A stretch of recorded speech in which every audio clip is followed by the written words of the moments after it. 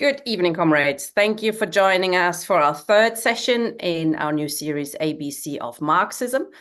With Ian Spencer tonight, we're going to look at the question of towards a theory of revolution. That's how Marx and Engels came to develop a theory of revolution. Hi, Ian. Evening, comrades. What I'm going to try to do is show how, in particular, Marx and Engels, in their critique of Hegel, arrived at the position of being communists, and more importantly, then how revolution was conceived in terms of not just simply the state, for example, taking hold of the means of production, but the proletariat as a whole taking hold of the means of production. And more importantly, that it wasn't just simply about the mode of production that was at stake, but what was at stake was what it is to be a human being, the essence of what it is to be a human being. There was something of a mythology created in the 1960s and 70s that there's no such thing as human nature, and there is only, if you like, historically specific human nature. People who hold such a view are entitled to any view they want, but that wasn't Marx and Engels' view. Marx and Engels clearly had a conception of human nature, and it was deeply rooted in an understanding of the way in which capitalism separates what it is to be truly human from humans as they are in this given historical epoch.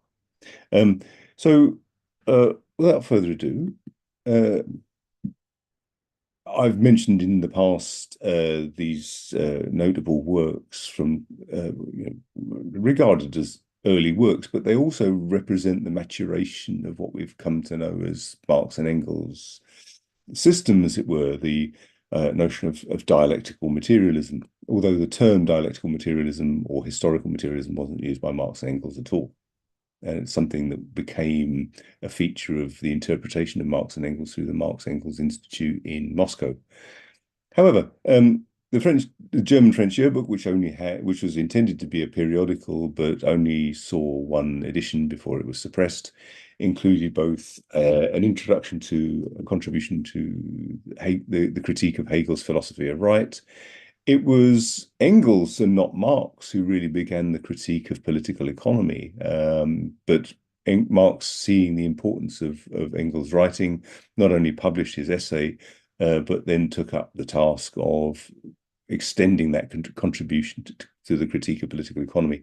And of course, the ultimate outcome of that was Das Kapital, of which, of course, only the first volume was written for publication. Also in the same yearbook was Marx's critique of Bruno Bauer on the Jewish question. And what I'm going to argue is that dialectics runs through all of these, and moreover, runs through the conceptualization of the way in which humans are exploited, the very nature of capitalism. And we see also later on in the economic and philosophic manuscripts, sometimes known as the Paris manuscripts of 1844, Marx's probably clearest discussion around human alienation, the separation of what it is to be truly human. And finally, of course, the German ideology written in 1845-6. And neither of the last two works were published. And the German ideology, of course, was famously consigned to the gnawing criticism of the mice. A critique of both, an extension of their critique of Bruno Bauer, also of Ludwig Feuerbach, and the anarchist Max Stirner. The chapter on Stirner is not often read, but it's an interesting one because, of course, Max Stirner, his particular strand of anarchism was the idea of the absolute rights of the individual. And what Marx was arguing, as he does elsewhere, is the notion around the rights of the individual as something which is rooted in bourgeois jurisprudence, which is a feature of capitalism. It is not the basis for human emancipation, is not the basis for the realization of what it is to be truly human. Famously, in the introduction to the contribution of the critique of Hegel's philosophy of right, we see Marx talking about the way in which religion, as it were, is an expression of the alienated human form, and rather than talking about um, rather than talking about the includes the famous phrase around religion as the opium of the people, something which is often misunderstood as somehow being to do with narcotics. In fact, it was concerned instead with the idea that in order to change society, for religion to not be a feature of human society, you have to change the nature of the society which gives rise for the need for religion. And that was an important point. So Marx, instead of portraying Marx as some kind of militant atheist, he was someone who understood the position of religion as ideology in society. And of course, this was not unimportant either when he's just in his discussion of the Jewish question. Bruno Bauer famously was arguing that in order for the Jewish population of Germany to be liberated, what they should do is stop being Jewish. Marx, by contrast, argued that for the condition of the Jewish population, it's not a question of Jewish people having to give up being Jewish. It's a question of society having to change in such a way as that Judaism isn't the expression of capitalist relations of production. So therefore, but the other point that's interesting and important in the Jewish question is that it's one of the first areas where it was published, where Marx has a discussion around the twofold nature of what it is to be a human. Twofold in the sense that a human being is a living organism, but also has a kind of juridical status as a citizen, the possessor, the bearer of rights, the bearer of possessory right. And this twofold nature is, of course, something which is crucial for the understanding of what we'll look at now, which is the relationship between philosophy and political economy. Political economy, of course, is, if you like, the philosophy of economics. It asks the most fundamental questions. Marx starts off volume 1 of Capital. I appreciate I'm skipping forward a little bit here in talking about Capital, but I just want to point out that the first two parts of Capital are what is a commodity, and then goes on to ask the question, what is money? And so before I go on to talk about how there's a relationship between the twofold nature of what it is to be a human, the citizen, and the natural organism, as it were, it's worth asking the question, what is a commodity? For Marx, a commodity has to be a useful thing.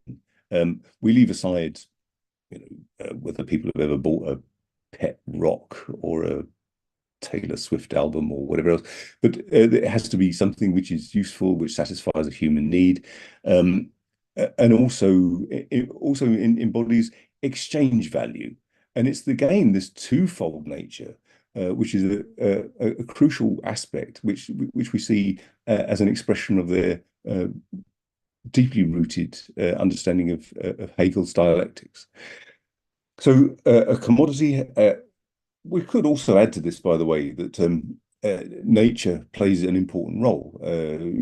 We human beings are part of nature, and of course, in creating means of production, we are appropriating nature. So it's a mistake to believe that Marx and Engels just thought there was just use value and exchange value. They were fully appreciative of the fact that nature plays an important part here. So to take something like my watch that I can see here in front of me, it is a useful thing. I can tell the time with it, but it embodies a certain amount of exchange value as well. It cost about 20 quid from Argos or something, and whether that's whether you're looking at a Rolex or whether you're looking at a pair of spectacles or a pair of shoes or an Art Deco building, as we see here, the Hoover Building, opened in 1933 in Perivale in London. Their exchange value is on the basis of labour. We're dealing here with a labour theory of value, as we discussed when looking at Adam Smith and David Ricardo in Marx and Engels' critique of them. So in looking at the development of use value and exchange value, Marx talks about concrete labor and abstract labor. And the importance of this is that on the one hand, we see concrete individual labors, being a tailor, being a blacksmith, being a computer scientist, being a doctor or whatever else, individual concrete labors, but also constitute part of an abstract social labor. All workers' outputs, whether they're a barrister or a barista, are part of that abstract social labor. And it is, from Marx's point of view, it is not that a thing is determined just by the amount of labor in a particular object. It's an adequate part of socially necessary labor time to make the product. And this is important because one of the objections that you could raise against the labor theory of value is, well, look, if I'm a pretty poor carpenter, which I am, it's going to take me a lot longer to make a table that won't be as good as a well-time served craftsman who can produce 2 or 3 tables in the course of a week. So surely, though, because my table embodies more labor, it's worth more. And yet it's a worse table because I'm not really good at making tables. But that's not what Marx is arguing. Marx is arguing that for any given production of any given commodity, it is the socially necessary labor time that it takes to produce the work. And it is, in a sense, so when he uses the term, it may be a feature of the translation, but an adequate part of socially necessary labor time is a proportion of the socially necessary labor time required to make that particular object, that particular commodity, under whatever social conditions. So, for example, if there is highly developed technology, machinery, and so on, that has a crucial impact upon the value of that commodity. So if we were looking at commodities, there is some letters in front of you. For those who, like me, become absolutely horrified if you see equations, don't be alarmed. It's very simple. The simple circulation of commodities here, we see C representing a commodity, M representing money, and M and C prime representing a different commodity. This we can talk about as the simple circulation of commodities. So imagine I make a table and I take it to the marketplace and I sell the table, and then I use the money from selling the table to buy some cheese to go and eat. So I start with a commodity, I end with a different commodity. There's no point me selling a table to go and buy an identical table. There would be it would just be a waste of time and effort. So here we're looking at either sort of artisan production or and it's a stylized form of the simple circulation of a commodity which bears value. The important thing here is that value, of course, often seems to be a natural feature of the object, rather like its weight or its height or its dimensions or its color. What Marx is arguing is that the fact that it has value is the result of a social relationship. But the simple circulation of commodities is really a differentiation in qualitative terms. I start with a table, I end up with cheese. They've been exchanged for a certain amount of money. Certainly, a table I made wouldn't be worth much more than a piece of cheese. But there we go. It's something which differs only qualitatively, and it ends there. That simple circulation ends with the exchange of one commodity for another through the medium of money. And the analogous position that most people find themselves in with their one marketable commodity, labor power, which is here designated as L, you sell your labor power to get money to buy commodities, whether that's cheese, tables, cars, stereos, or machetes with which to do the bossing. Any one of those things would be a commodity. So a worker just sells their one marketable commodity, their labor power. Now, why labor power? Why not labor? Because actually, if you look at some early formulations by Marx, for example, in The Poverty of Philosophy, Marx doesn't draw that distinction quite so clearly. He talks about labor. Labor power is, if you like, a commodity which, once it is put to work, as it were, yields labor. So, for example, if you go and buy a car, you buy a car. You don't buy transport. You buy potential transport. Um, you buy a car which, when it's used, yields transport. Um, and similarly, when the capitalist buys labor power and sets the worker to work, what that then yields is labor. Now, of course, if you go and buy a car, some cars will yield more transport than others. If you had the great good fortune to buy a Lada or something like that, then it's not going to yield a great deal of transport. If you buy a Mercedes-Benz, it's going to yield many years of service or whatever. And the value of that will often be expressed in terms of its price. Price and values are not identical in Marx's writings, but I won't be dwelling upon that today.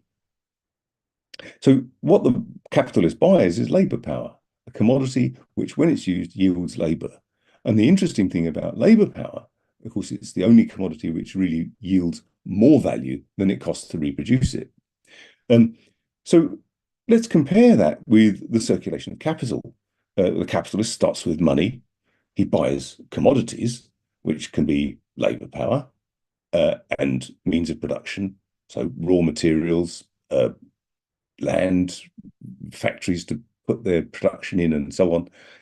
And then, having worked upon those commodities, sells it for more money. And here we have not a qualitative relationship, but a quantitative one. The capitalist starts off with money and ends up with more money by the sale of the commodities. And note a distinctive feature of that it's a potentially infinite process. So we start with money, we end up with the commodity, we sell it for more money, which we can use to buy more commodities, which we can sell for more money, and so on. You can see this, for example, in mercantile capital. The merchant invests money to, say, buy a ship, to go to the East Indies, to buy spices, and bring them back and sell them for more money than it costs to. And of course, there was a whole school of political economists, the mercantilists, who held that was truly productive value. So, importing spices from the East Indies for huge sums of money certainly yielded a great deal of finance into the pockets of merchants, and of course also through taxation the exchequer. But that's a particular circulation of capital. The circulation of industrial capital, though, is distinctive by having the commodity that's bought is both means of production, raw materials and so on, and labor power. Now, so the capitalist comes into the market with a sum of money, hires workers, hires tools and machinery, or buys tools and machinery, sets them to work, and produces a commodity which produces more money. And what we'll see here is that then is the origins of profits. So far, so obvious, perhaps. The thing about it is, of course, it isn't necessarily obvious. And what we see, even when you look at the contemporary labour movement, and you still hear rubbish like a fair day's work for a fair day's pay and that kind of thing, what it overlooks is the fact that despite the superficial appearance of this being a contract freely entered into, what you actually have here is the basis of exploitation. And not only exploitation, but exploitation which appears to be opaque. It does not appear to be exploitation in the way, for example, that feudalism does. In a feudal society, if you don't go and work on the Lord's land, he'll come and cut your head off, or have you flogged, or whatever else, where the extraction of a surplus is obvious and by the threat of violence. Here, the extraction of the surplus is through the contract, something which is supposedly freely entered into, but most workers, of course, don't have any other choice but to sell their labour power. Again, after discussing the commodity in Das Kapital, Marx goes on to talk about money. And it's important to really understand the essence of money, not just the superficial appearance of things. Marx is very critical of the fact that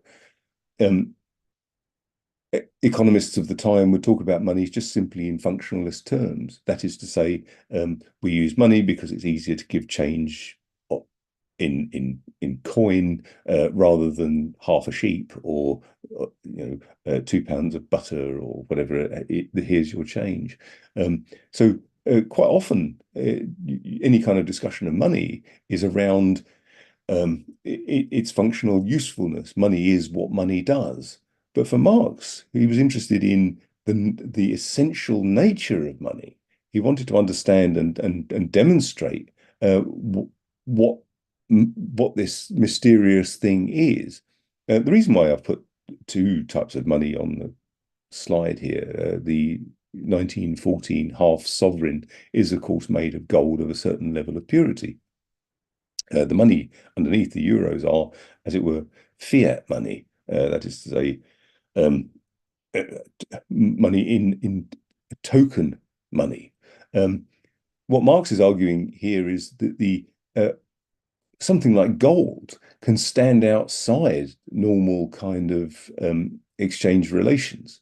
Although gold has some use value, and if you recall when we were talking about the classical political economists, Adam Smith and David Ricardo, Smith talks about the water and diamonds paradox, where diamonds have no real use value, except obviously in jewelry and for certain types of cutting, because they're very hard. But broadly speaking, have no real value in use, but have a great deal of value in exchange. And that's because, of course, it takes a lot of labor to secure a diamond. Ricardo uses the gold and water paradox in the same way. Water, of course, is freely abundant, especially at the moment. And of course, what you see is, for example, in gold coinage, the gold as a material is particularly suitable for its use as money. It's very easily to be divided. It can be molded into preset shapes which prevent clipping and the debasement of the coinage.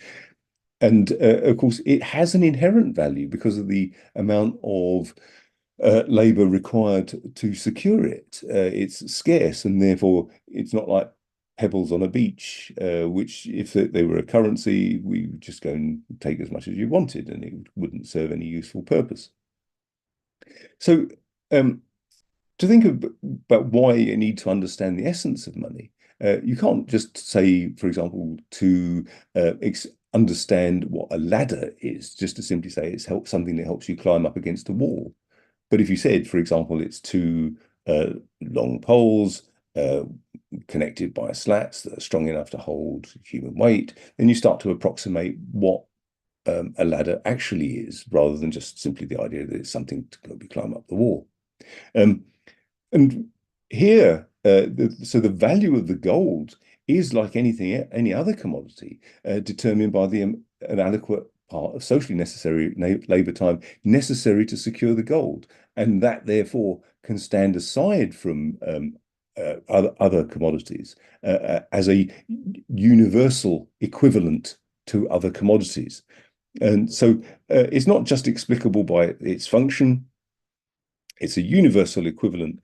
And the fact that subsequently, so since 1971, for example, in the USA, with the end of the Bretton Woods Agreement, the idea that there is no now exchangeability of dollars for gold. Of course, you can simply go and buy gold coins, and you can buy, but there's no gold backing to the dollar anymore after 1971. But that doesn't mean to say that money doesn't exist, and it might well be fiat money. And of course, actually, even the plastic banknotes and coins that you see in your pocket, not only do they not have any inherent value, it is a symbolic value, but of course, fiat money has developed further since. So when you go and take out a £50,000 loan for a car, you're not actually relying on somebody to deposit £50,000 in the bank before they can make £50,000 available to you. It's just numbers. It's just numbers on a spreadsheet, and that money is transferred to you. Therefore, the banks are actually creating fiat money for for example, loans. And this, of course, is one of the causes of financial instability. But it also, of course, allows a huge expansion of the ability for investment. Um, so let's have a look at exploitation as an objective relationship to the means of production. Marx starts off with an assumption, as it were, but a perfectly reasonable one, that there is an exchange of equivalents. If there's an exchange of equivalents, where do profits come from? See, he was engaged, as we'll see more later, in debates around philosophy, with Proudhon, for example. Proudhon's book, What is Property, famously contains the line, property is theft. Marx was at pains to point out that this isn't true. This doesn't tell us very much. It might be a nice little rhetorical flourish for Proudhon to simply say that rich people are rich because they have stolen something from us. But what Marx is keen to point out is that actually all the rules of capitalist jurisprudence, all the rules of bourgeois jurisprudence are being obeyed. The worker sells their labor power usually at, and sometimes above and sometimes below its value. And that the things that determine the value of that labor power are what it takes to reproduce the worker. And that's on the basis of the historical context in which that sale is taking place. So if that just involves bare subsistence, food, water, some kind of rudimentary shelter, that's one thing. But it can, as we'll go on to see, include things like, well, a university education, or an expectation of an annual foreign holiday, or high-cost consumer durables, or whatever else. So what determines the value of a commodity, whether it's a watch or a car, is an adequate part of socially necessary labor time to produce that commodity. And the same goes for labor power. What's different is that labor power can yield more value than it costs to reproduce it.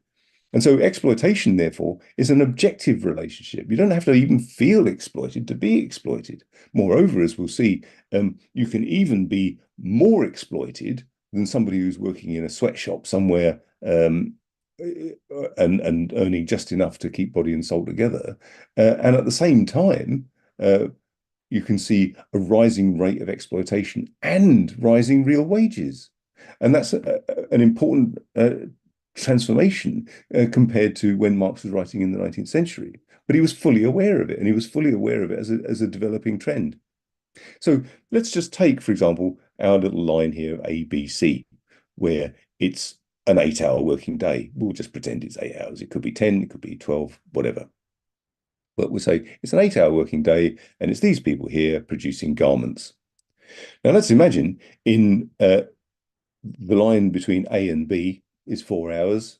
So we have 4 hours, and in that 4 hours, they've produced enough garments to equal what they get paid. That's their necessary labor time. So in 4 hours, they would sell enough, make enough shirts or trousers or whatever they're making to be equal to their wages. So you might say, well, the workers should just say, well, I'm off now then. I've made enough to equal my wages. I'll have my money and I'll go. No. The capitalist says, I've bought your labor power for 8 hours, not for 4. I've bought it for 8. So the fact that you've made enough to equal your wages in 4 hours is neither here nor there. Our contract is for 8 hours, so you'll carry on. And that remaining 4 hours is surplus labor, and the basis, therefore, of surplus value. And what we see then is a rate of exploitation of 100%. And of course, in some cases, the amount of commodities produced by the worker might take 6 hours in an 8-hour day, or even 9 hours in a 12-hour day, and so on. But the rate of exploitation, where it's just half and half, you can see as an exploitation of 100%. Now, of course, the capitalist can increase the amount of of surplus labor by simply increasing the working day, which is referred to as absolute surplus value. So instead of so the worker still makes enough garments in 4 hours to equal their wages, but the capitalist says, well, hang on a minute, I've employed you for 10 hours, so you'll crack on and carry on making garments. And so you see an extension of the working day, absolute surplus value, and an increased rate of exploitation. But something else can happen. That is, the value of labor power can fall. And the value of labor power can fall if the costs of things in the things that workers buy falls. And we see this all the time. Clothes today are now so cheap that people can just sort of go and buy something and throw it away, more or less. Compared to, I mean, I don't know anybody today who, for example, darns socks or something. It's not worth their while. So goods that workers have to buy, whether that's socks or whether that's food, if that becomes cheaper, the value of the labor power falls. And from that point of view, you can have a situation where the working day, as in the case at the bottom, where the gap between A and B is narrower. So the worker makes enough in 2 hours, for example, to be equal to their wages. But therefore the rate of exploitation is increased, but without increasing the working day. And of course, you can even get some kind of combination thereof, where you can get an extended working day and reduced cost of producing labor power. But you can also get a situation where you can get real rising wages. So let's imagine it only now takes 2 hours to produce enough garments to equal the wage, but the worker say you're making good profits now. How about we get a pay rise? Okay, we'll give you a pay rise.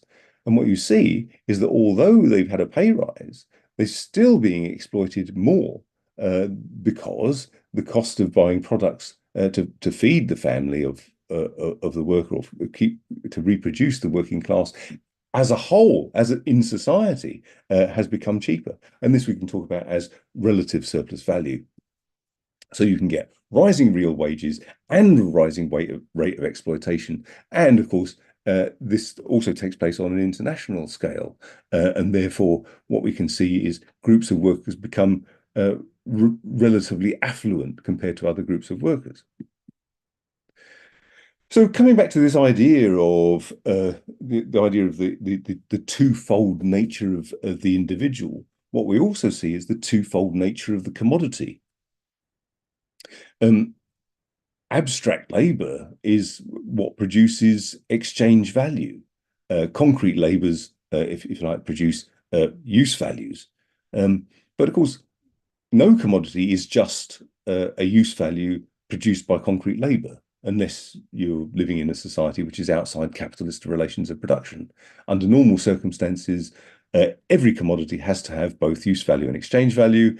And although it's the product of individual concrete labors, it's abstract labor overall, a proportion of social labor time that is responsible for creating the exchange value of commodities, and these then exchange in the marketplace. And so therefore, value is determined by socially necessary labor time, and all human labor becomes commensurable with all others. And we could digress a little bit here and say, well, isn't it interesting that what we see here is the development of citizens with equal rights? Citizens with equal rights because we are all commensurable with one another. Notions around universalism, therefore, are thrown up by capitalist relations of production. And we also see, as a consequence of abstract labor, what Marx talks about as the commodity fetishism. So it appears to be a natural feature of a commodity that it has value, rather than it being a social relationship rooted in the exploitation of labor based upon the fact that workers have nothing else to sell but their labor power. Poverty then becomes a necessary feature for the existence of wealth, And that's crucial because what you tend to see, particularly if you study bourgeois sociology, is you'll hear, we'll talk next week a bit more about the nature of class. In bourgeois sociology, class will be defined, for example, in terms of the amount of status one has, or whether you drive a Kia Picanto or a Mercedes Benz or whatever else. And class, from the point of view of bourgeois sociology, is seen in subjective terms. Whereas for Marx, it's an objective relationship to the means of production. The worker, unless you have a whole class of people with nothing else to sell but their labour power, there is no means by which you can exploit them. And therefore, in capitalist relations of production, a capitalist class, the wealth is created entirely by the proletariat, and moreover, without the proletariat, the bourgeoisie cannot exist. And similarly, without the appropriation of all the wealth by the bourgeoisie, the proletariat ceases to be a proletariat. This is the point about, of course, the proletariat being a universal class. The liberation of the proletariat is the liberation of all humanity. So instead of commodities, so in other words, you could have a society which produces kidney machines or whatever else, not as commodities, but solely as use values. The fact that they have this twofold character of exchange value and use value is a feature of capitalist relations of production.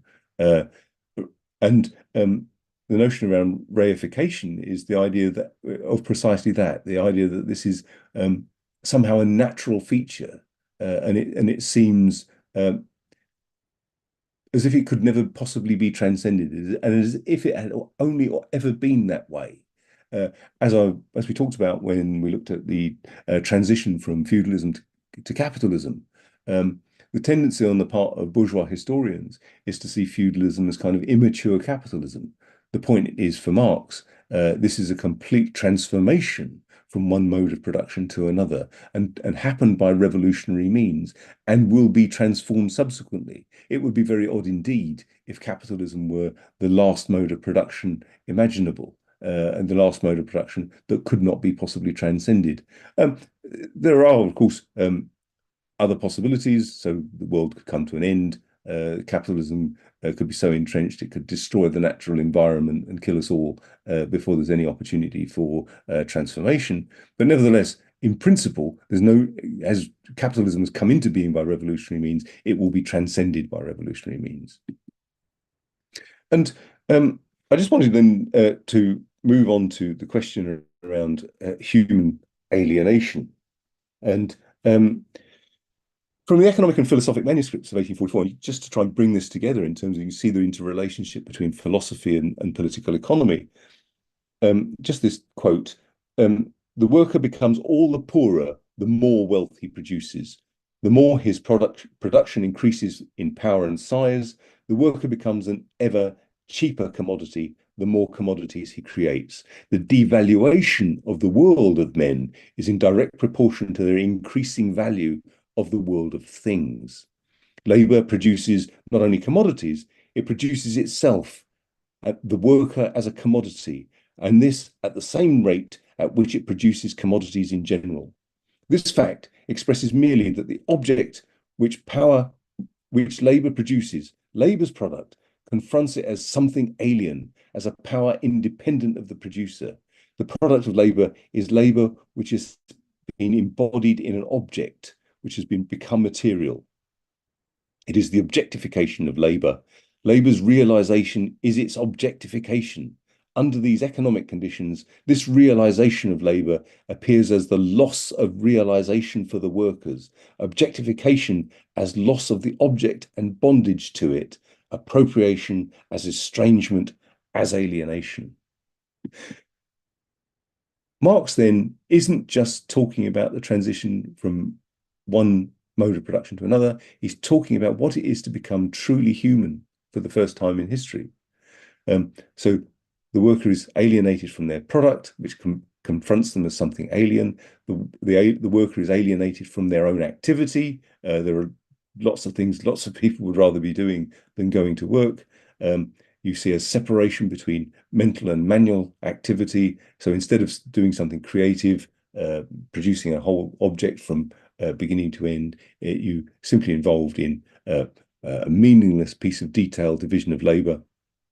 And above all, this idea of a separation from one's species being. Humanity's species activity, Marx argues, is free creative activity. Yes, bees make hives and honey and ants build nests and so on, but they do so through instinct. Instead, humans alone can build things in their minds in advance of actually making the thing. And moreover, to do so outside of the compulsion to because you have to kill to eat or grow something very quickly to eat or gather berries or whatever. Instead, free creative activity is what it is humanity's species activity. And the other aspect of alienation, of course, is that people are alienated from one another. Workers have to compete with one another, and all mediation is through the contract. Even the most intimate relations are through the contract. Marriage, for example, is little more than a property contract between two people.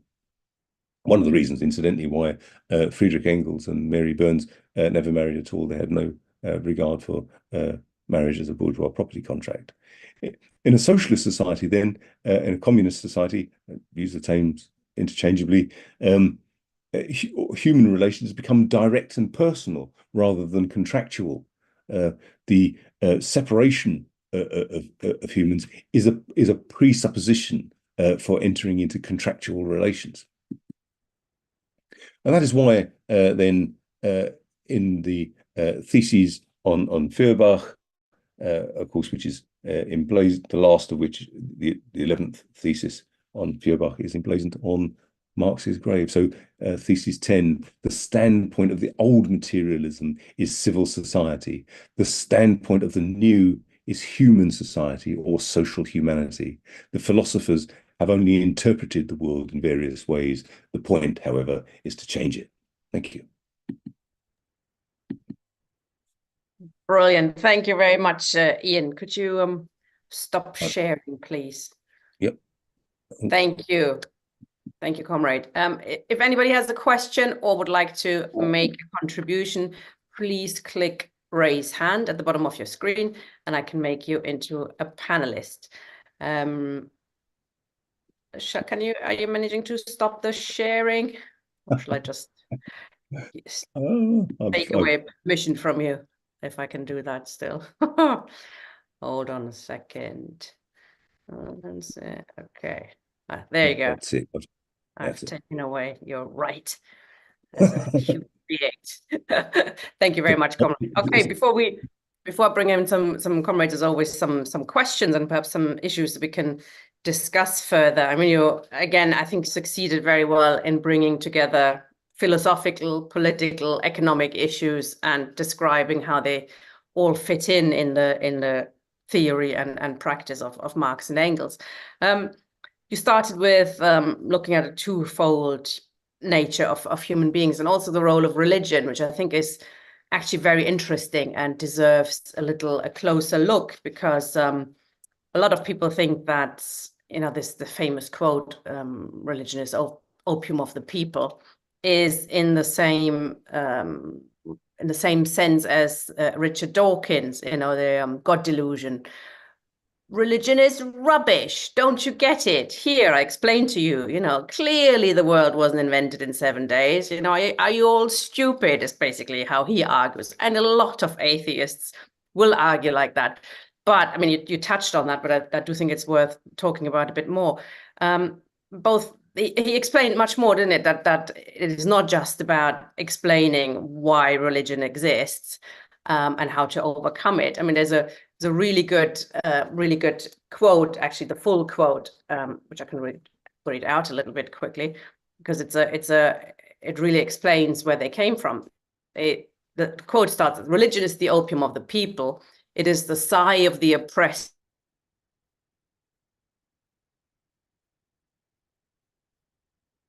of the world and of our soulless conditions, explaining why people turn to religion, why people have turned to religion. They are totally alienated, which brings us back, okay, of course, to your last point, talking about alienation. And I'm sorry, I know my internet is a bit unstable. Apologies about that. But could you describe this a bit more? How they viewed religion? I mean, they weren't in favor, for example, of simply abolishing all the churches or something, or as some of the has been done in the name of Marx and Engels, have they? No, I don't see, you don't see anywhere that Marx is simply arguing that religion should just be abolished or whatever. He accepts that it's an expression of an alienated consciousness. The more we attribute to God, the less we understand of ourselves, as it were. So from that point of view, I mean, when you listen to a piece of beautiful spiritual music or whatever else, you're listening to something which is truly human. I mean, a dedicated study of the Bible reveals not a document which is historical in the sense that there was a historical moment when there was Noah's flood, but a whole series of ways to understand the nature of the world in spiritual terms. From that point of view, in alienated terms, but to understand it, it has a history, and and that's the crucial part of it.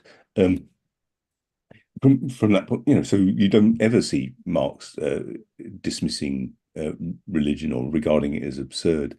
In fact, as an alienated expression of a yearning for a better world.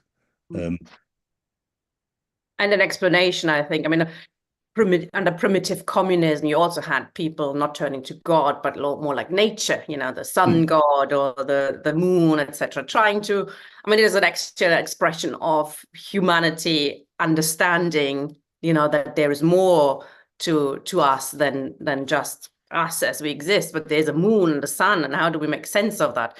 In that sense, religion has a tradition in more nature-like. To understand what's going on around you, not just an escape, but also to explain what's going on around us. And even in that, of course, I mean, part of the human essence, from Marx's point of view, is that humanity works upon nature to meet its needs, and in so doing, changes both nature and ourselves. And of course, the primitive communismus. The primitive communism, so-called societies which will pray to the stars or to the beasts of the field or whatever else, are doing something which is inherently human. That is to say, it's an attempt to change nature to meet our needs. So, for example, the religion that regards a particular animal as one which one shouldn't kill is probably because it's worth more as a beast of burden or as something to pull a plough than it ever would be if you just ate it. Yeah. Like big game, I mean, that was a thing, isn't it? Big game dying out, actually, that led to an end of the communism. That's the end of the arrival of scarcity and the arrival of class society, actually. So the big what they called in Indians, the big buffalo and stuff, they were all kind of sacred because they actually fed people for a long time. I also think you succeeded very well in the explaining profit, which is, is still a tricky one for lots of people to understand. And I think you did it really well with the talking about the socially necessary labor time, how a bad carpenter and a good carpenter, and would it be correct to say that socially necessary labor time is something like the average? It averages out throughout society. Is that one way to think about it? Yeah, the best way of thinking about it, I think, is that we all contribute to, if you like, the social mass of labor time, the social mass of labor, and the determination of the value of individual commodities is their aliquot part, their derived part socially necessary to make that particular thing. And that will be determined by the availability of technology, the availability of raw materials, and so on and so forth. Of course, surplus value is not exactly the same as profit, but I'll talk about the distinction between profit and surplus value a bit later on, because of course you also have to take into account, um, um, for example, machinery, tools, and all the rest of it also confer a proportion of their value to the finished commodity. So whilst it's the exploitation of human labor, only human labor contributes to the new value. The value of, say, a machine or a hammer or a chisel also imparts a proportion of their value to the finished product as it wears out, as it were. And so we can then, but we'll come on to that later and talk in terms.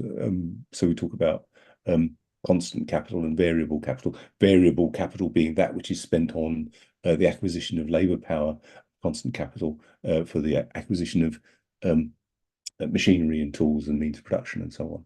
But we'll leave that for another session. Oh, you've frozen again. Is it just me?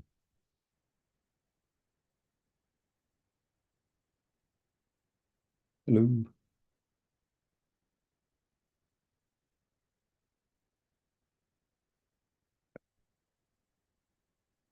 Can you hear me?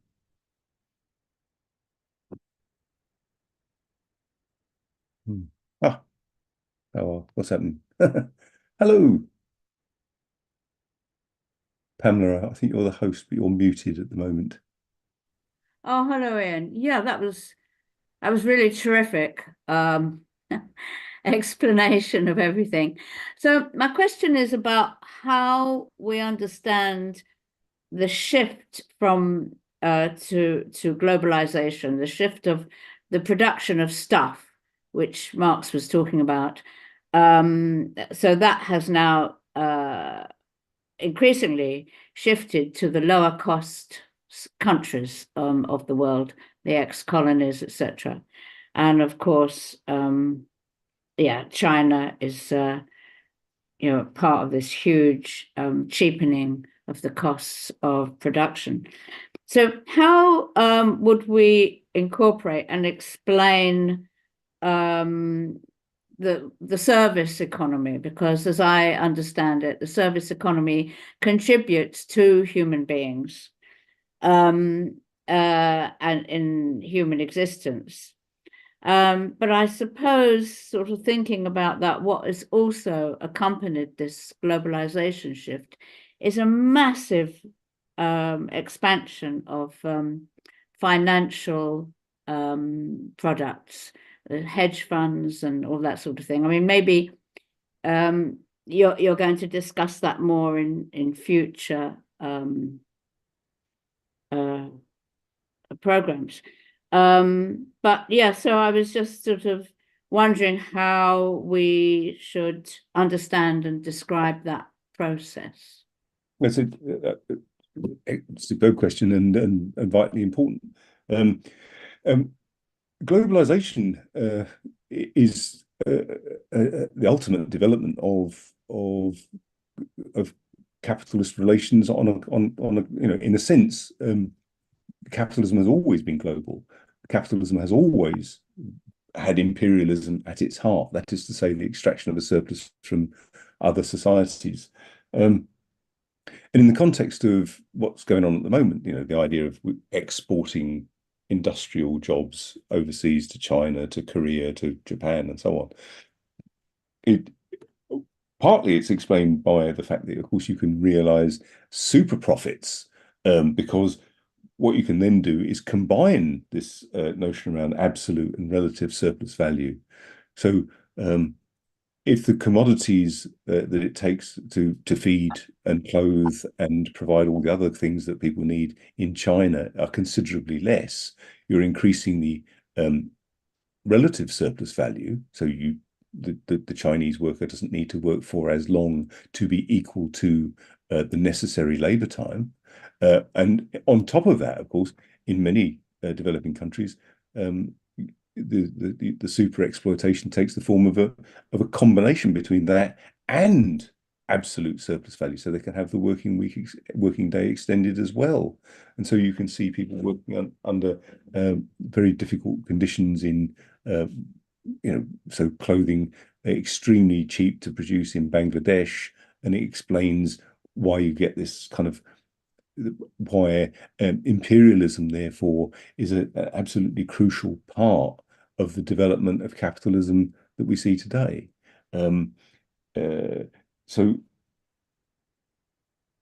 As regards services, as opposed to, for example, the making of physical commodities, at one point, I think Marx talks about a service really is only one where production and consumption are simultaneous. In a sense, even the circus clown is a productive worker insofar as they enrich the circus owner. I could, for example, invest in a domestic servant to prepare my meal, and that, in a sense, is one use of money, but that's not capital. In a sense, I'm just using part of my income to pay for a domestic servant to cook me dinner. Instead, I could use the money I've got to invest in a restaurant and employ a chef to cook meals that I can then sell to people as paying customers. A service industry is no less productive from that point of view than that which one is producing things like shoes or watches or whatever else. There is a distinction to be drawn really with, for example, banking.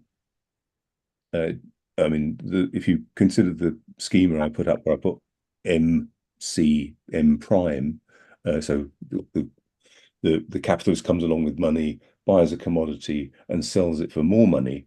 In a sense, what the banker does is cut out that middle commodity production. From that point of view, you come along with money and you end up with more money. So the banker, for example, lends money to the capitalist for investment and then charges an interest on the loan.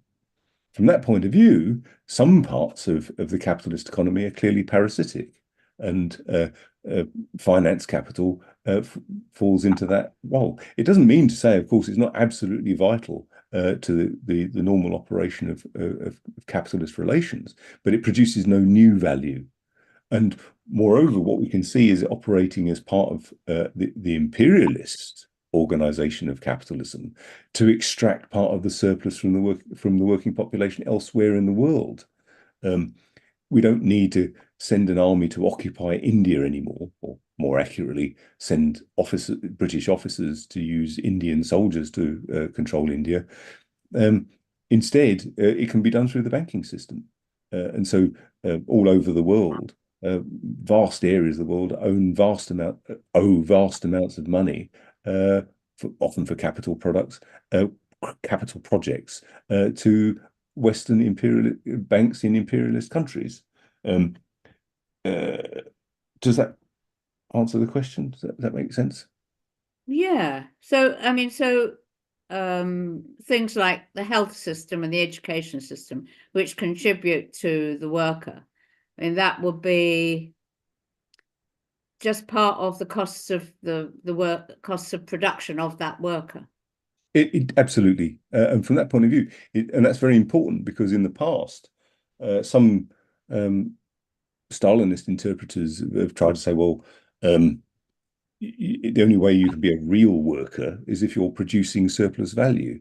From the point of view of Marx, of course, productive labor is that which produces surplus value.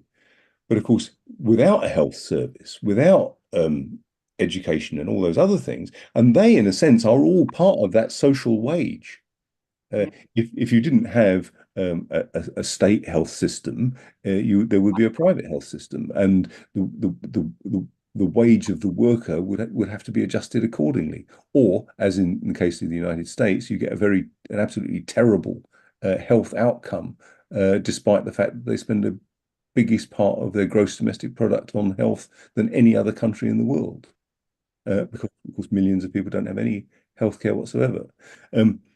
So that which might look like not productive work from the point of view of not producing not producing surplus value, like the health, like the NHS, for example, is in fact part of that huge mass of social labour, and effectively ends up being part of the worker's wage. It wasn't a qualitative judgment, was it? The distinction between productive and unproductive, quite the opposite. Yeah, no, it wasn't a moral judgment. Yeah. Steve, please. You have to unmute yourself, comrade.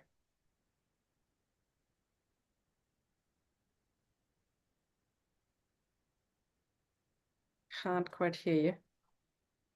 Okay. There you go. Done it? Yep. Yeah, I am. Now, I may have been preempted by, was it Yeaman, Miss Yeaman? Oh, Maria Yeaman, because I was going to talk about Keynes. I've opened up her link, but I haven't read it. But I would just like to get your take on the multiplication effects of money, which was employed during the Depression in the US with all these public works projects. And now that I think of it, you know, how Reagan was planted in the White House, and his brief was to undo the New Deal. And yet his father worked for one of those agencies. I don't know if it's the National Works Project or something like that. And the wages that he made helped to keep the family together during the Depression.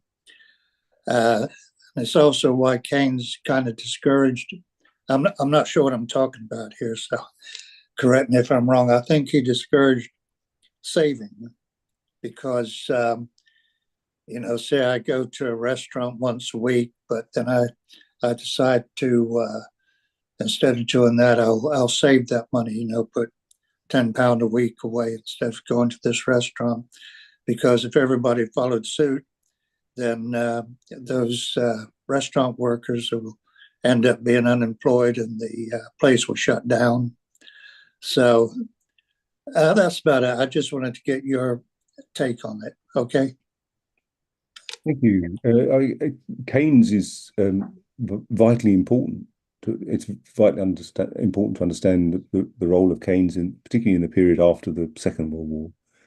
But of course, John Maynard Keynes was present at Versailles, and he was highly critical of Versailles Treaty. He regarded the destruction of the German economy as an act of self-harm by the rest of the Allied countries, and therefore, I mean, Keynes knew whose side he was on. I've always thought there's a kind of a similarity in a sense between the sociologist Max Weber and John Maynard Keynes in seeing the importance of maintaining capitalism and maintaining certainly the appearance of progress, of rationally managing capitalism to the best effect. He could see that without some kind of central intervention, that chaos could ensue. In mentioning the New Deal, it makes the point very well that by, for example, having public works, by investing in technology, and of course the same happens today. Despite all the kind of protestations of neocons of one sort or another, the state still plays an absolutely crucial role. For example, in research and development, in providing a guaranteed market. Just to take one example, the COVID vaccination, COVID vaccinations, which are so fantastically helpful, wouldn't easily have come about without the direct state intervention, both as an investor in research and technology and as a guaranteed purchaser of the products at the end of it.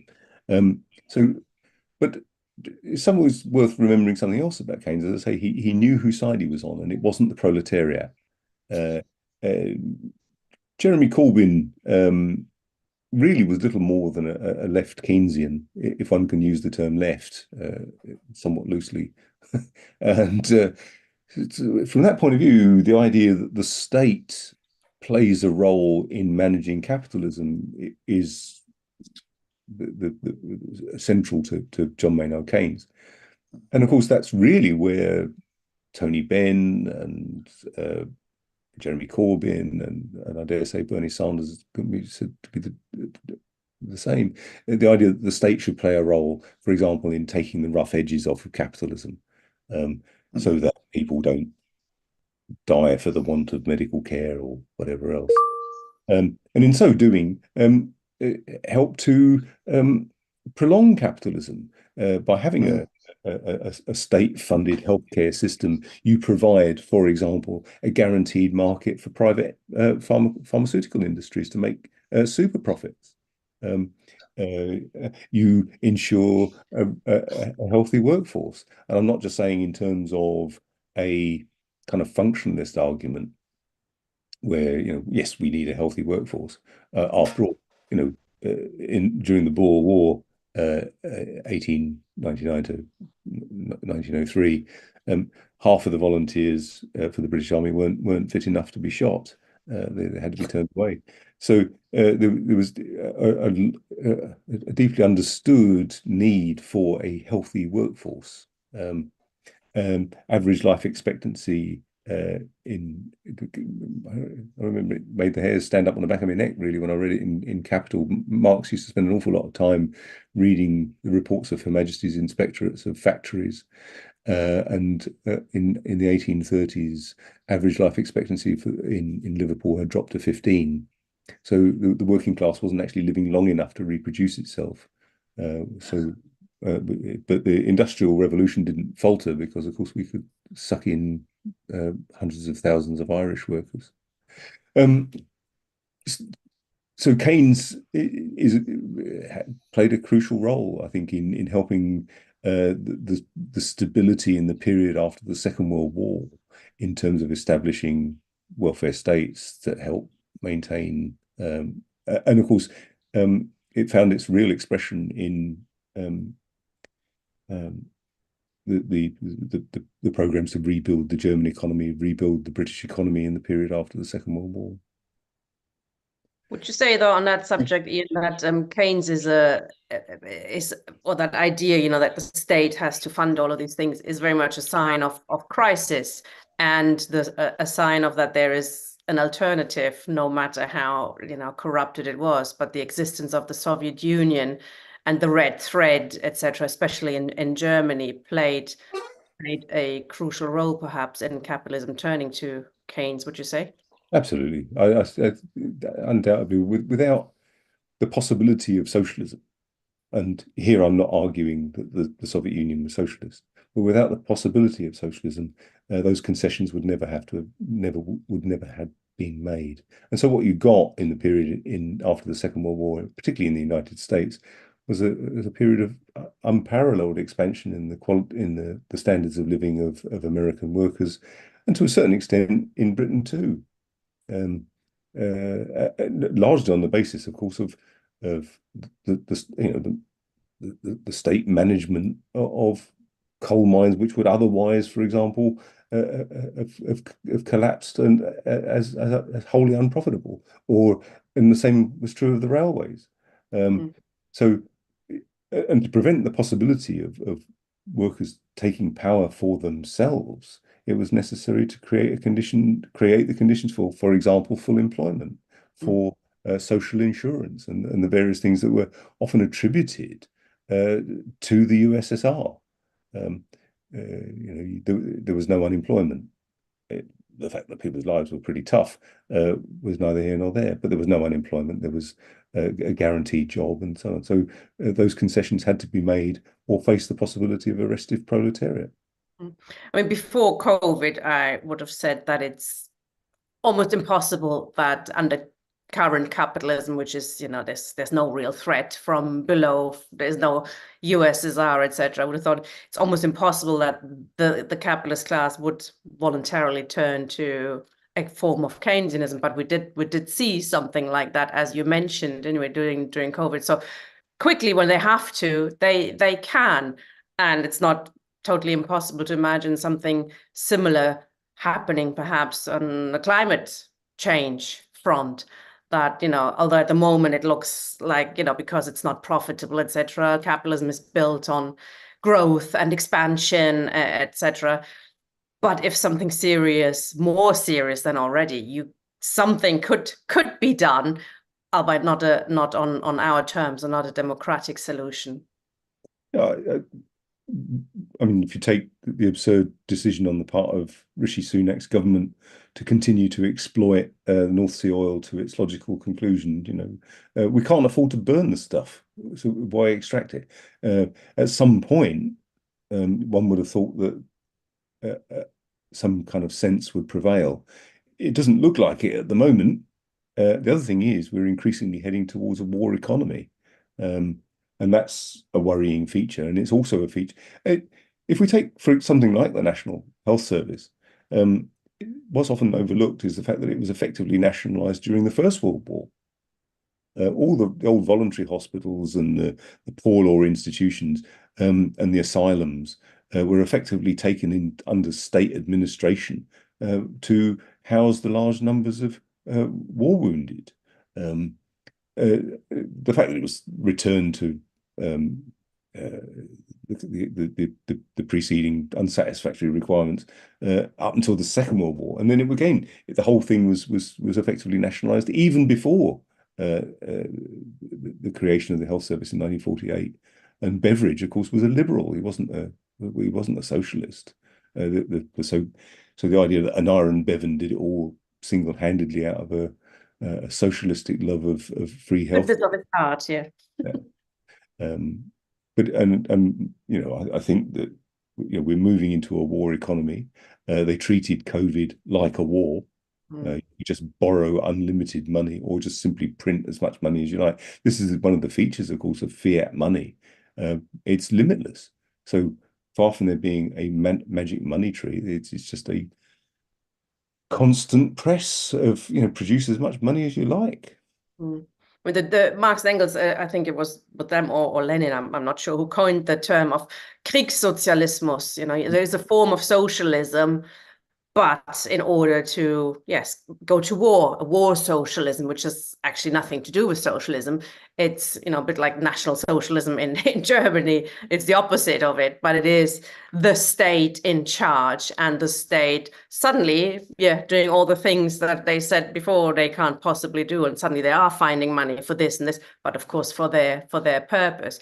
But this is interesting because also Marx and Engels, of course, argued against various socialisms that had nothing to do with socialism, be it utopian socialism or, there's the whole range of them. Yes. But it's another one of those features where just as we talked about the transition from feudalism to capitalism, you start to see the basis for capitalism growing within inside feudalism.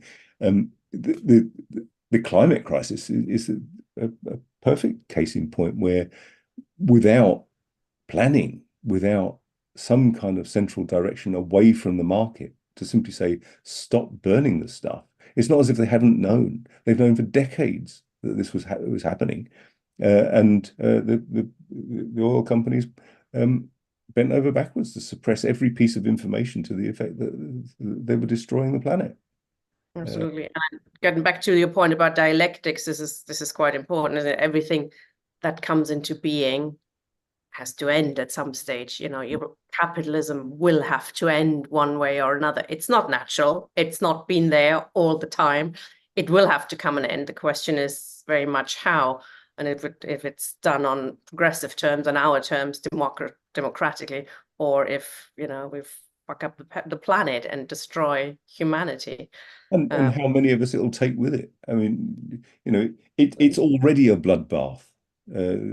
Therefore, I mean, I don't think many people would be opposed to socialism once they knew what it was, rather than associate it with either the Soviet Union or Keynesianism, for that matter. the idea of a freely associating producers, all production to meet human need, direct participative democracy. No one's against it. They just either don't think it's possible because of human nature, or they think they won't let us. Any attempt to take power will be such a bloodbath as to make it not worth our while.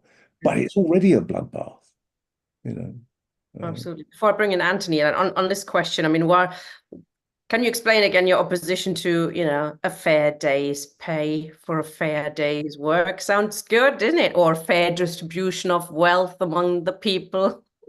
A lot of socialists, Jeremy Corbyn probably believes in that. Yeah, well, fairness, who says? It presupposes that the existing relations of production remain untouched. Right. So a fair day's pay means what? A slightly larger proportion of the surplus, but it's haggling over the rate at which workers are exploited rather than arguing for the end of its exploitation. And socialism, as we see, is really got nothing whatsoever to do with the rate of pay. You can have very well paid workers who are still being exploited, whose lives are still wretched because of the nature of capitalism. And therefore, it's not a fair day's work for a fair day's pay, but the abolition of the wages system that we need to be fighting for. I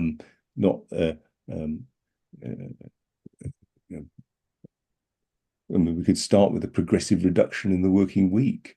You could actually have a necessary working week of no more than about 10 hours. And if I only had to work 10 hours a week, would I really care what I did? I don't mind going down the drains if someone's got to go, so long as I can then develop myself in any way I please.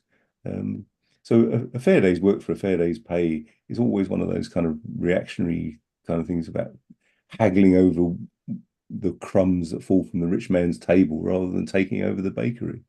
Exactly. It's about who owns the means of production, isn't it? And not just owns them, because nationalization is not the answer either. We don't want Rishi Sunak to decide everything. We want to run it. So it's ownership and control of the means of production has to be in the hands of the working class. And then I think actually 10 hours might even be a very conservative guess. If we develop the means of production, you could probably do a couple of hours a week, and then the rest of the time we, develop ourselves and run society, don't we? That's going to be a bigger job, isn't it? Yeah, I mean, we could reforest vast areas of the world to deal with the climate crisis, but of course that's not going to be done because there's no money in it. I mean, yes, there's some people can make some money out of forestry, but it's capitalism has a tendency to go for the immediate realization of profits, and so the idea that a vast reforestation for the sake of protecting the environment makes no sense from a capitalist point of view, but it makes perfect sense from a human point of view. Yeah, I also like that you pointed out that nature has value, and nature creates surplus value as well, which is some on the left don't see, but it is very important that it actually does. Okay, Anthony. Can you hear me now? It's very crackly. I hope it'll get better. Maybe put the microphone in a bit more. How do you do that? I don't know. There should be a cable. Yeah, let's try. I'll try my best. But in my brief remarks tonight, I want to talk about the state of capitalism, both with the worker states and the colonial world. Because capitalism is dying on its feet. You look at the economic crisis, the banks are in terrible mess. I mean, the banks could collapse anytime they haven't stayed in the last few months. We also have to there's some movement in this debate over Stalinism and the worker states historically in the Soviet Union. It would be wrong to have illusion in Stalinism, but we also have to recognise that Putin says an alternative society. And that alternative society is in China, which has lifted 300 people out of poverty, which has traded with the third world, with bargaining with imperialism to undermine imperialism in the third world. But the problem with the blocs is using the third world as a bargaining chip with imperialism in order to bargain and make deals, and he says on principle aligns with the capitalist with the further of the overthrowing them. And Russia is in a life and death clash battle in Ukraine to stop capitalist restoration. But this thing about war socialism is a very dangerous concept, because that's how the social democrats justify supporting imperialist war efforts. In fact, they're fighting for imperialism and world markets. The worker state is not the same as that, because they've overthrown capital despite separatism mostly being Stalinized. Obviously, when they started trading with China in the market, the capitalists had inroads, millions were laid off. But now, because the political revolution in Tiananmen Square, they had to make concessions to the Roxy. They couldn't rule in the same way. So this led to concessions on they brought them up for the material concessions that has actually taken place. But the American Socialist Workers' Party documents are worth reading against the Chapmanites, understanding the dual nature of Stalinism and all the contradictions which takes place. I mean, I remember in The Guardian they were saying Britain pioneered the railways. China produced more roads than anywhere in the world. Obviously, we need the war revolution to be extended. The political revolution is a key concept in that regard. But I'll leave it there. Okay, sorry, comrade, it's very crackly. I hope Ian understood more than I did, and some very important points. I'd like to answer them. There's so much there. Forgive me if I go through it briefly. So where to start? China. Okay, let's start with China. You're absolutely right to say that in China, millions have been lifted out of poverty. That's absolutely true. What you've seen is a huge development in the forces of production in the context of China, but not in socialist terms. You know, it may well, some people may well want to say that if you like, the gain of the Chinese Revolution was to effectively hasten capitalism. That wasn't the intention, but nevertheless, with the reversion of China to a bizarre form of capitalism, and that's the important thing. It's we're going through we're living in a time in which capitalism is in decline, but it's at the moment impossible to supersede it. China has indeed developed the forces of production, and millions, as you say, have been lifted out of absolute poverty, in the sense they're not subsistence farmers reliant upon rice or whatever else.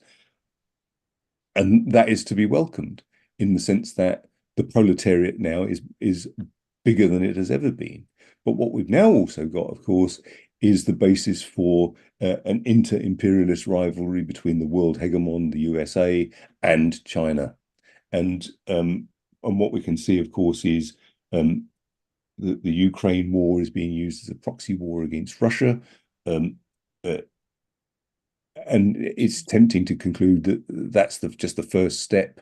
Once Russia is reduced to being a dependency of the USA, then the next step will be to take on China. Now, I don't imagine for one moment that will involve the invasion of China, a full-scale world war, a full-scale war in the form of like in the Second World War, but that it will take an economic form, and it may well take the form of millions of deaths if there is a fight, for example, over Taiwan. I mean, I don't regard the Soviet Union as having been I don't regard it as having been socialist, and moreover, it was an impediment to the development of the possibility of socialism. One could argue that Hitler would never have come to power without Stalin's help, without, for example, the absurdity of the description of the SPD as being social fascists, and therefore helping to divide the German working class against the possibility of preventing Hitler coming to power. And quite apart from anything else, of course, Stalin had effectively developed a model of society where socialism was also associated with authoritarianism. It's not accidental that Hitler used a red flag, or that the SR used a more explicitly anti-capitalist rhetoric than Hitler himself. in the term war communism, Tina, I don't think was defending it. She was simply making a point that under certain circumstances, even the capitalist class will turn to something, as we saw with COVID. It had to be centralized. It had to be state directed. What it wasn't, of course, was directed by us, the proletariat. I'm afraid I don't know anything about the American SWP. And the banks, I think, is crucial. You mentioned the great banking crises that we've seen in relatively recent years are not the last, and we've seen the chaos that it has caused, and ultimately, of course, that fiat money, which is not really a reflection of the productivity of a society. It is not a reflection of the social product. And therefore, what you see is once these banks have are engaged in what amounts to an enormous Ponzi scheme collapse, then the only basis then is for real value to recapitalize the banks. And that's exactly what happened to us, isn't it? You had the privatization of profits, but the nationalization of the losses. So we picked up the tab effectively on a global scale. And it's not the last time we'll see that. No. Thank you. And thanks, Anthony. Mark, please. Yeah, good evening. A few things. I suppose it's how advanced are the working class at this current times. I think very few workers read Marx. That's the reality of it, sadly. It's often seen as very complex.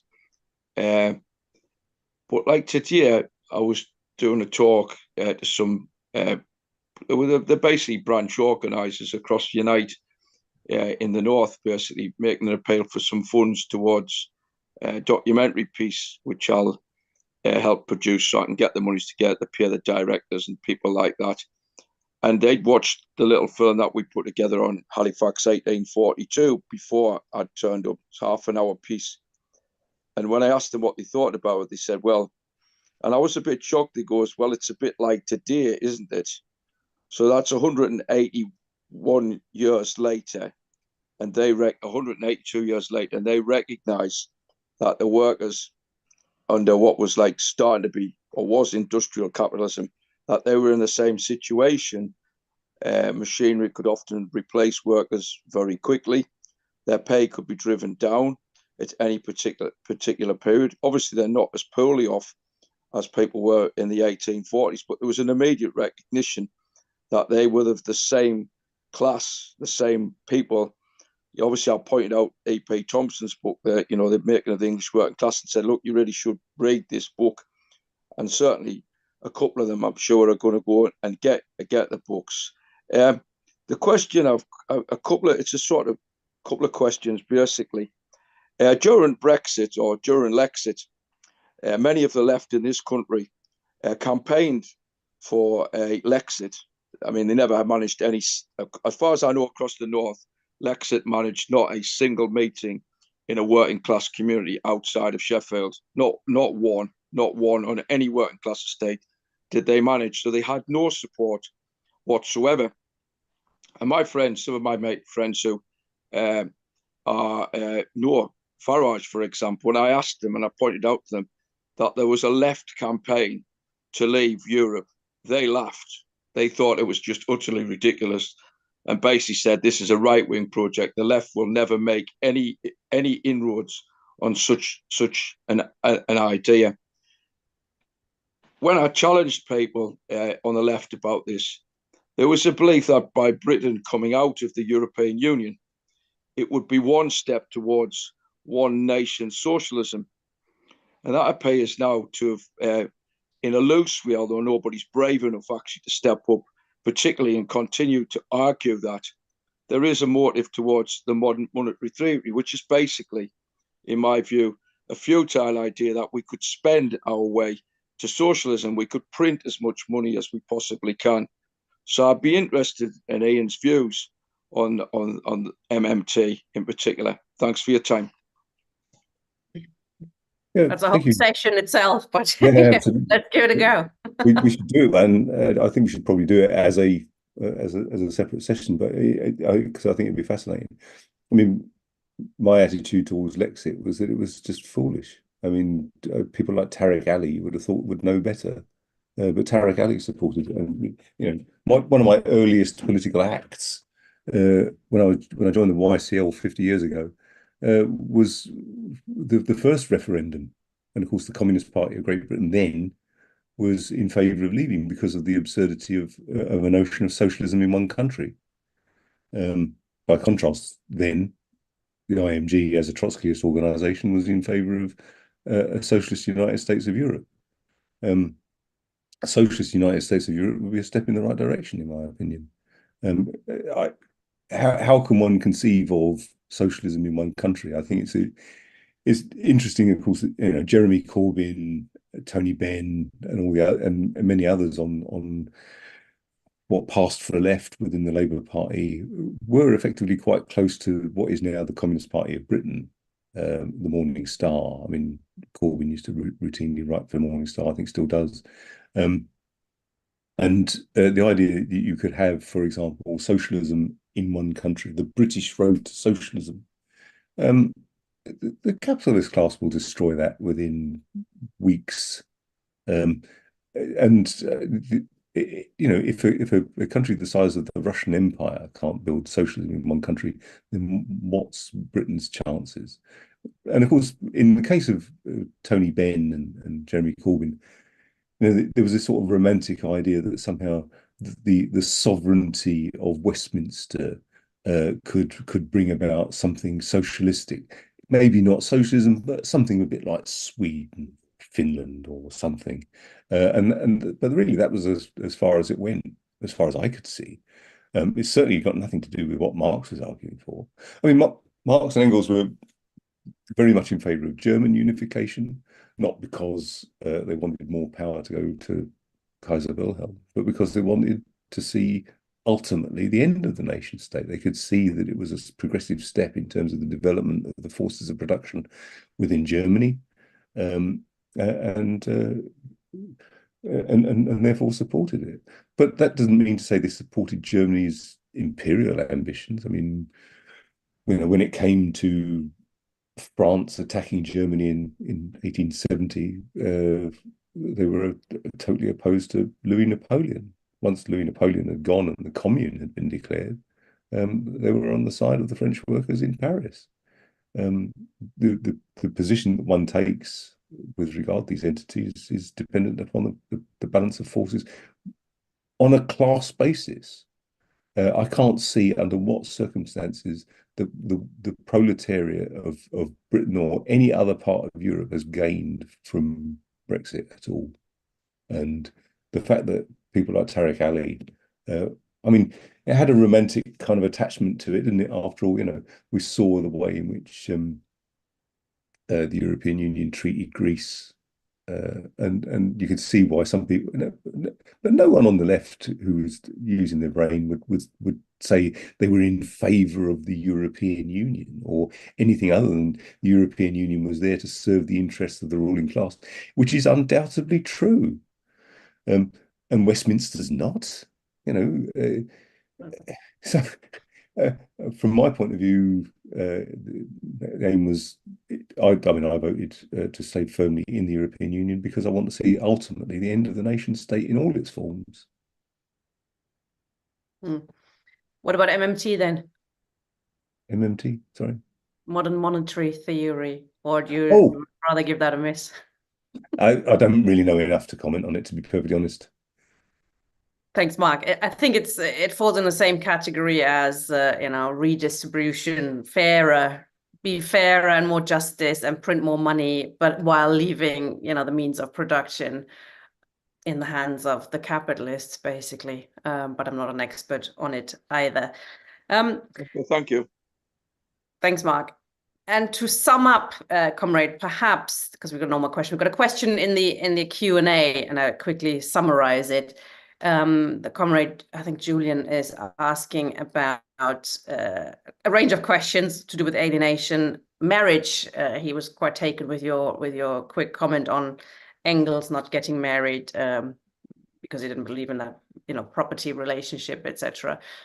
Marx, of course, did get married. So, is there something you could extrapolate from that on alienationists generally?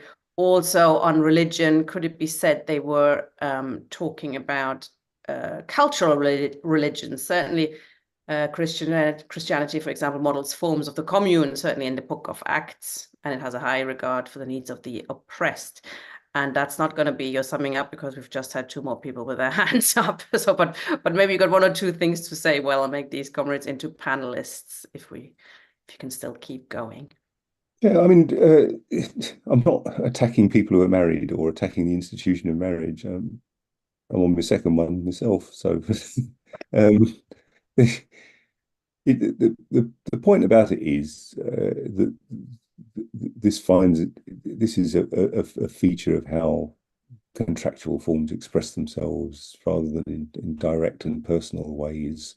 And again, religious ideas often express socialistic ones. I mean, not only in the ancient world, but of course more recently. And I mentioned, for example, Gerard Winstanley in the English Revolution talking of the sin of private property, and in the Commune at St. George's Hill. All people possessing all products in common and the means of production in common there.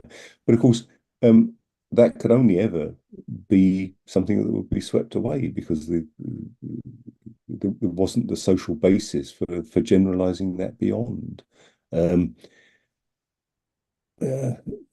Yeah, okay. So yeah, there are lots of Christian socialists, many of whom I've been good comrades and worked alongside, and very happy to do so. I'm not, and even if you look at the Marx family directly, Eleanor Marx famously embraced her Jewish heritage, learned Yiddish so that she could help organize among workers in the East End of London, among Jewish workers in the rag trade, and regarded and described herself as a Jewess. So, I'm certainly not hostile to religion either. I could argue that Jesus, in whichever form he or they existed, was a revolutionary, not a communist, but a communistic revolutionary. The magnificent thing about the Bible, of course, is that it does have lots of human interpretations. It is a human document, and notions like it is easier for a camel to fit through the eye of a needle than a rich man to enter into the kingdom of heaven, I think, has a real resonance. However, it's the same Bible that it takes chattel slavery for granted. Yeah, different parts written obviously by different people for different reasons. Absolutely, it is not univocal. So lots of different documents brought together at different times for different reasons. But it's a very human document for sure, not a very godly one. Cheryl, and your cat. Hi. Cat. Yeah, it's a bit off topic, but it's I just wondered what you thought about this.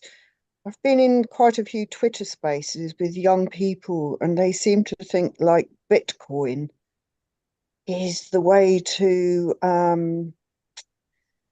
is almost kind of revolutionary in itself as a way of getting around capitalism. I just thought it was quite an interesting idea. I'm not sure if I agree with that, but it seems to be quite popular with young people as a way to try to kind of challenge capitalism in a way, because Bitcoin doesn't work through banks and everything. I don't know. I just wondered what you thought of it. I just thought it was quite an interesting idea, but quite a popular one amongst certain young people. Yeah, I think it's a Ponzi scheme that will fail. What's the relationship to the total sum of social production. You know, it reminds me almost of the South Sea bubble or something, and eventually it'll come crashing down. I don't know enough about it really to comment in any serious way, but as far as I can see, there have been other cryptocurrencies that have collapsed with catastrophic results, and you know, it's only a matter of time. If something looks too good to be true, it probably is. But the only thing I would say for it, and I'm more interested, I suppose, in the disappearance of cash than I am in the arrival of Bitcoin, is that sooner or later you get to a position where you know, cash becomes kind of meaningless. I mean, I very rarely ever carry the stuff now. And once money just becomes a series of electronic transactions in that way, it is a useful step on the road to saying, well, we'll do away with money completely, or have a completely different basis for it. Marx, in the Critique of the Gotha program, for example, talked about the idea of replacing money with labor certificates. But you have to read it in the context of the time. I mean, he's talking about, you know, the worker would get, say they do their 10 hours of necessary labor. They could then take their labor certificate and go and take whatever they wanted from the common storehouse. Charming idea. And these are labor certificates. They don't circulate like money. You just exchange your embodied labor time in your labor certificate, and you go and help yourself to what you want. I mean, Marx didn't do blueprints. It was one of the few places where he actually just, you know, ventured a suggestion as to what something like, and it might have made sense at the time. I could certainly see a situation where, so well, so long as you do a certain amount of necessary labor time, because after all, you know, people with dementia still need to be looked after, trains still need to be cleared, and so on. Why shouldn't you help yourself to whatever you need, really? How many televisions can you watch? You know, I could have 6 of them. There'd still be nothing on there worth watching. But on the other end, a media controlled by people who are genuinely creative and not doing it for commercial reasons might actually produce a real flourishing in culture in all sorts of ways, not just televisions. But on that quickly, Ian, I mean, money is not the root of all evil, is it? I mean, you could have class society without money, and you did for a long time, and it's not, you know, it's about 3,000 years old, money at a stretch. I mean, if we abolished, or somebody abolished money, it could still have a form of capitalism, wouldn't you?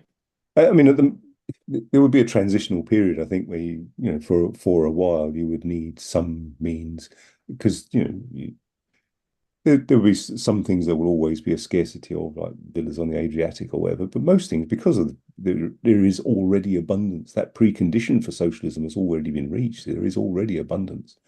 You could, in a position, get rid of money fairly quickly, I would have thought. But it's not the money. I mean, it's not money that leads to capitalism, is it? It's an expression. Money is an expression that you need to run capitalism. It just in the same way that, you know, you don't abolish religion, the conditions for religion vanish. So the conditions for money vanish. If you're not producing commodities anymore, if you're producing solely use values to meet human need, and that's your sole objective, then the basis for money starts to disappear. Thank you. William, sorry, go on. No. Finish your sentence, sorry. No, so I've finished. That's okay. Hi, William. Hi. Right, I'm getting back to Mary Bones, Engels' common law wife, as you call her. I'm sure he called her his life partner. Now, Mary Bones came from a communist background. There's those who will tell us that it was a primitive communist background, but the more you study it, the more you realize it was a very advanced communist background. Now, there's those who tell us that Mary Bones wasn't Mary Bones at all because she didn't spell her name right. That's because Mary Bones was highly educated in a system that didn't use literacy as part of the educational system. It was all purely oral, and it was highly advanced oral lectures that she would have attended. Now, we're all part of our ancestry. So Mary Bones would have been born in the 1820s. Her mother would have been born in the 1790s or 80s, and then her grandmother would have been born in the 1750s or 30s, and that would have been a whole nearly 100 years of education that she would have been born into.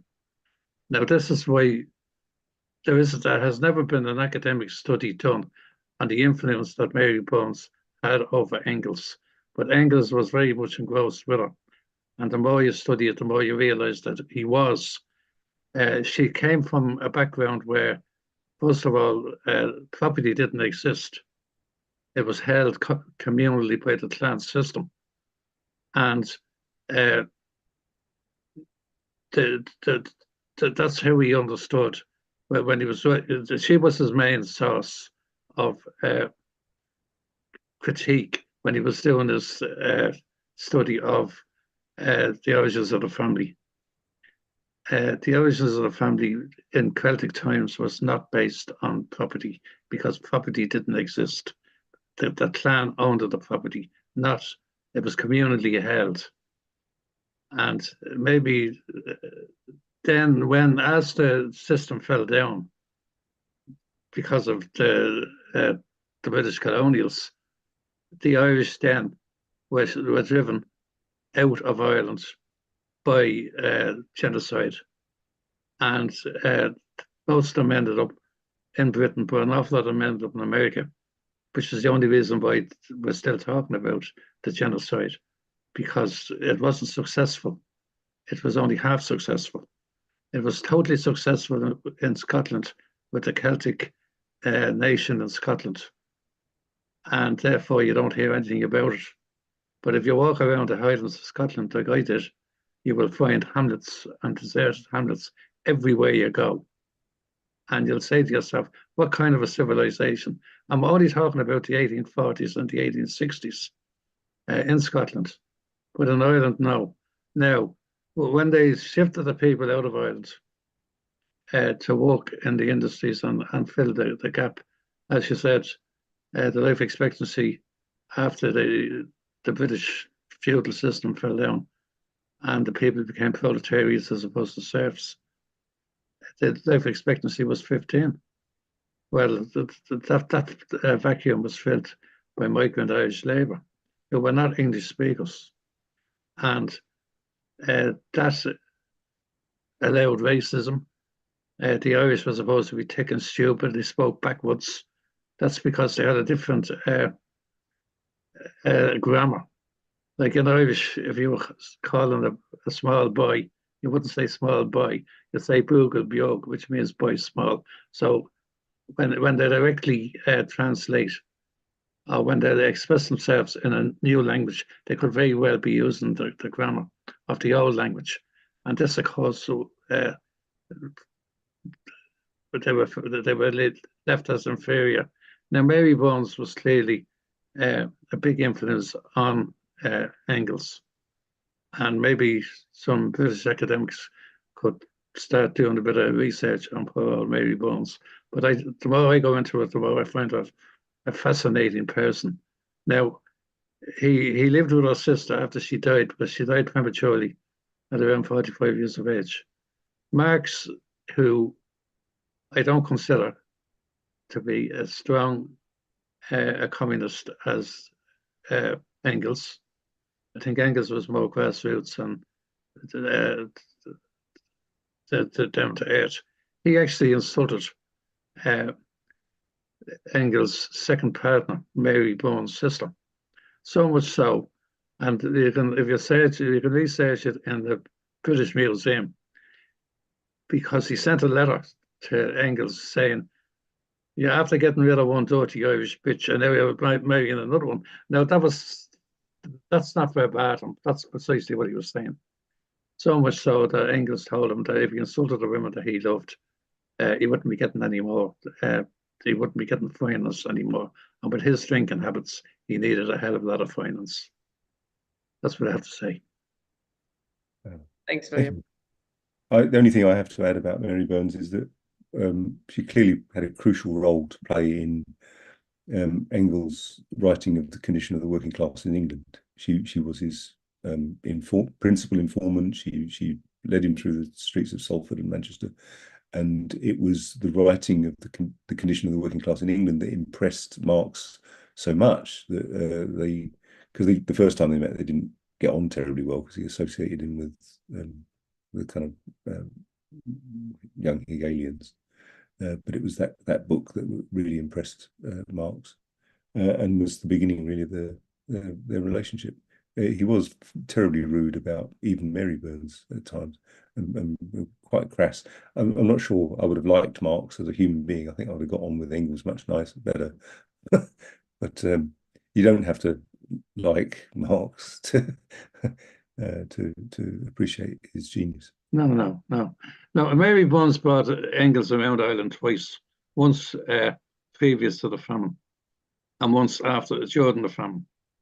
And he would have needed her because at that stage, the Irish, 75% of Ireland still spoke Gaelic.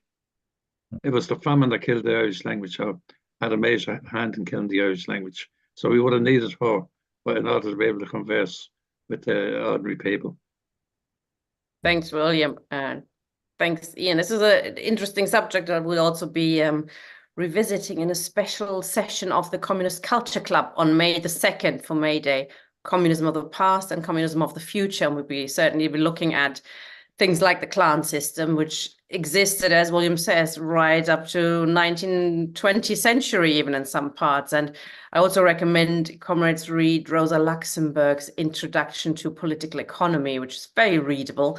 And she very interestingly describes as colonialism spreads through the world, you get all these reports of, oh, there's a system, there's a village, and there's tons of villages where everything is held in common, and there, and in Russia, and in Ireland, and in Germany, and there, and suddenly it turns out it's not just isolated cases, but it's something that existed throughout history and was still existing in many parts. And interesting also to notice that Marx and Engels didn't call it primitive communism, as Ian said, but Urkommunismus, which means original communism, which is a much better way of looking at it. So thanks very much, Ian. That was a really good session I think if we sum it up in one sentence, perhaps it's, capitalism is not natural, and it comes and it must go. And the question is, how does it go? It could go in a number of ways, and we have to make sure it goes in the democratic, progressive way, i.e. the working class takes over, and abolishing money or MMT, all these justice, social justice, etc., are shortcuts, or supposed shortcuts that don't go to the root of the problem that Marx and Engels quite clearly identified in what we looked at today, i.e. we need to take hold of the means of production, and why that is so they explained with their theory of profit and surplus value, etc. Thanks, Ian. Thanks, comrades, for a really interesting discussion and productive discussion. I hope to see you next week at the Communist Culture Club. Bye-bye, comrades.